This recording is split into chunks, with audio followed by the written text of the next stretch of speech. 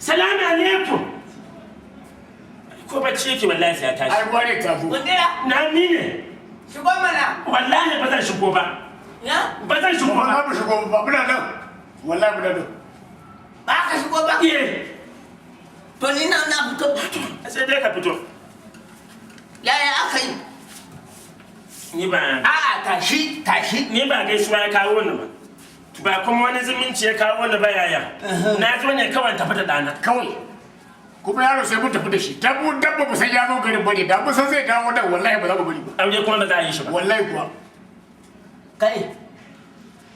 ka fa babu yaro kawai kai yaya me ya kai a cikin mu nan ni abokin kudi na kunja kwat haka muke tabbata da haka muke aboki ya buwa ni na ba da dana ba na ce aboki ya buwa ni ta ba da dana ya gaba dan da ba kai kai shi ba fa tare da maganar mace ta jini yi waje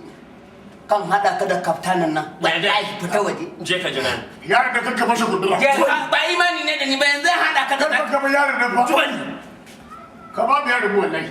sai ka ce shi yayi kansa bai magana yaro ne to ni na kada mun magana yaro an daina gaban gaba ba za mu jina to yanzu take danye kai in da ka saki Allah ma kansa yana hankali da mu kwarai to ka cire wannan gabar magana gaba ba ruwan ka dan rabo ne Allah ba ni me rabo ne Allah ba ni kai go ya mace tiya kai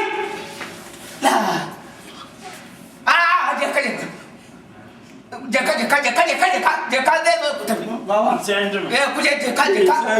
ka la ilaha illallah illa anta subhanaka inni akan rabu